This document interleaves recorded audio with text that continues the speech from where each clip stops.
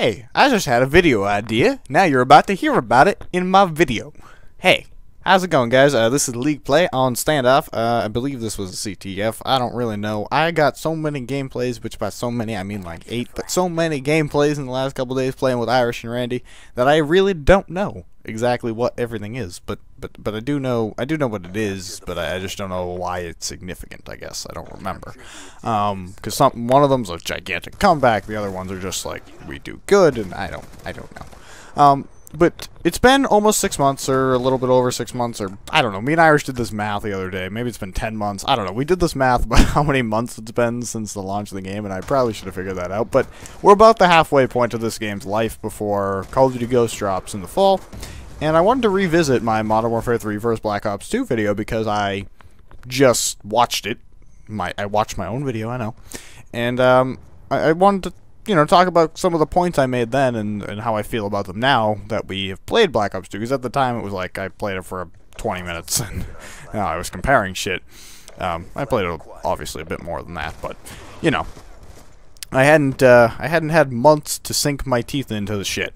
And now I've had months, and now I know what I feel, and I feel what I feel. And here we go. So, back then I compared single player and zombies and all these things, and co-op and zombies and shit and spec ops and all these things together. We're just going to focus on the multiplayer for the sake of this topic because I think zombies is superior to spec ops. Spec ops never offered me anything I wanted. I didn't care. I still don't care. I don't want to play Spec Ops at all. There's nothing about NPCs with guns shooting at me with a couple friends that I enjoy. I don't even really play zombies in Black Ops 2, to be honest. World at War was the peak for zombies with me. I play Black Ops 2 zombies with my friends over, and we split screen the shit out, and I hate split screen, like, oh my god, like, he thinks, I tell him I hate zombies, which is partially true. I don't really enjoy it because it's like it's really easy at the beginning and then it's just a pain in the ass if you don't get the gun you want or whatever. But, what I really hate is playing split screen on it, but I just don't want to play zombies very often. I'd rather, because, here's what happens. I'm either playing split screen with him, or the alternative is I'm online playing with, like, Irish or someone, and I have my full screen, but I don't want to play zombies. I want to play League Play if I'm with, people. Like, so zombies is never part of the equation, although I do think it's superior. Moving on. So, the multiplayer. At the time, I was commemorating the Pick 10 system and how I think it's really good and innovative and awesome and the best thing that's ever happened in the game. Totally still believe that. Pick 10 is amazing. I love the system. If Infinity Ward fails to bring that back, I may have to go just beat the shit out of every fucking dev at that studio because they are insane. Now, Infinity Ward has a habit of not, in a history of not wanting to take anything Treyarch does and implement it in their game. They hate using Treyarch's ideas. They hate it, they hate it, they hate it. Like, if there's one thing that they hate, it's that. Now, that was definitely true of the former heads, who you now know have been fired and moved on to Respawn Entertainment and blah, blah, blah, blah, blah, and all that shit that's gone down.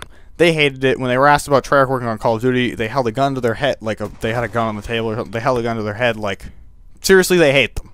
So they never want to take any of their ideas. Hopefully, the new regime over there is, like, not thick, and they don't have this, like, pride thing that gets in the way of making a good game, and they just focus on what's best for the game. So hopefully Pick 10 returns, because that is above and beyond Modern Warfare 3 system, and obviously, I'm saying Modern Warfare 3, but, Black Ops, Modern Warfare 1, Call of Duty 4, Modern Warfare 2, World at War, all the systems prior, that's the best system that they've had. So, there you go. Congrats, Treyarch, you win. I did talk about engines back then, and the engine comes down to hit detection, basically, is what we're talking here. As far as, like, graphics and things, they're the same game, but as far as hit detection and such, I think that at times, here's the engines are very different. They play very different. Like, there's a very different feel to the engines. And I feel like, Modern Warfare 3, Modern Warfare 2, Call of Duty, well, maybe not Call of Duty 4, but Modern Warfare 2's engine is the best engine ever. So, that one's just above and beyond everyone. But, like, if you pick up an Infinity Ward game for the most part, you can play and it's easy. Now, I'm not saying, like, Treyarch games are hard, but there is definitely an always getting used to factor. Like, I can put in Modern Warfare 3 right now and be fine. If I didn't play Black Ops 2, played Modern Warfare 3 for months, and then put in Black Ops 2, I'd be a little bit shaky. Now, their engine isn't bad because Modern Warfare 3's engine, like I said, is no Modern Warfare 2. It's not. I think once you get used to Black Ops 2's engine, once you've been playing it for months, it's not even a difference, it's not even a factor. Although if I could pick an engine, I'd pick Modern Warfare 2's, but since we're choosing between MW3 and Black Ops 2, if I could pick an engine, I'd put Modern Warfare 3's engine in Black Ops 2 multiplayer, and I think we'd solve all our problems. Now, the one that really, or the thing in general, that gives Black Ops 2 the win here, and gives them the high five and the victory dance, is the fact that they have league play, and that Vondahar and the team at Treyarch and Activision and everyone involved actually at this point supports competitive Call of Duty. Now, Infinity Ward's promised that with Call of Duty Ghosts there will be support for esports because Activision's now involved with Microsoft and Xbox for the COD Championships, which are $1 million tournament for Call of Duty. So there's going to be support. They said they can't talk about what it is now.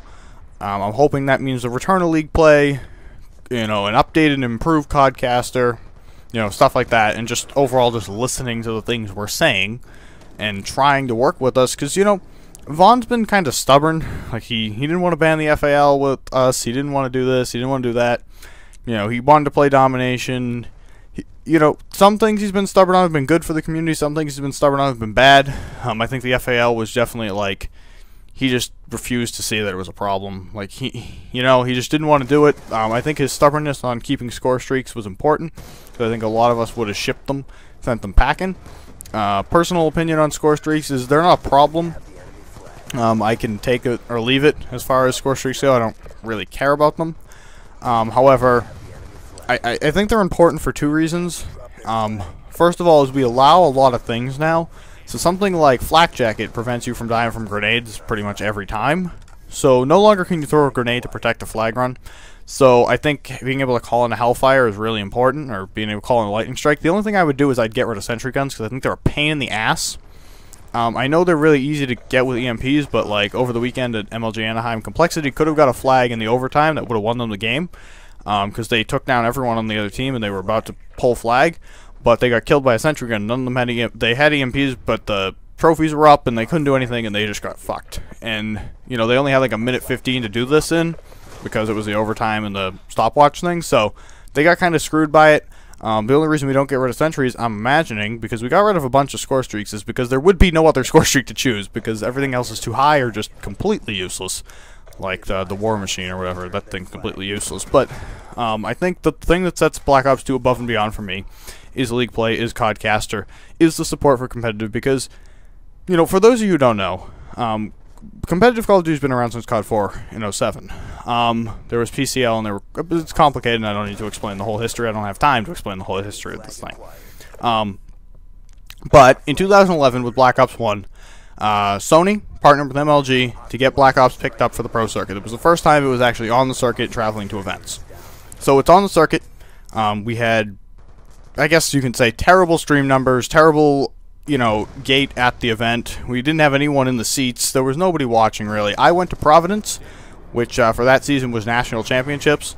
We don't do Nationals anymore because the way they do the summer, spring, winter, fall championship thing now, there is no, like, Nationals. But there used to be Nationals, and back in, like, the COD 4 days, at Nationals, the Call of Duty was played at the event. However, previously, the whole season was played online, and then teams got invited to Nationals in Vegas, I think, one year at least. But anyway, in 2011, we had terrible numbers. But Treyarch and Vondahar were like, hey, I like that. We're going to help support you, and I promise with Black Ops 2 that we'll have your back. And it was a good thing, and having him there, he put in, you know, the competitive playlist on Black Ops 1, which had our maps and stuff. Our rules weren't quite the same, but it was there, and it was nice to have. Now, we had some momentum, although we had terrible numbers, like I said. We had momentum. It was the first time LG picked us up for the circuit. And we had the developer behind us. Here comes Modern Warfare 3. Now, MLG was not interested in picking up Black Ops 1 again for another season. They were either Modern Warfare 3 or nothing. There was no LAN support for Modern Warfare 3. It took a while, and Infinity Ward wanted nothing to do with competitive. They weren't going to help us. So for that, MLG said, you know what, guys, we can't pick you up. They didn't pick us up. Nobody picked us up. Nobody was really there for us.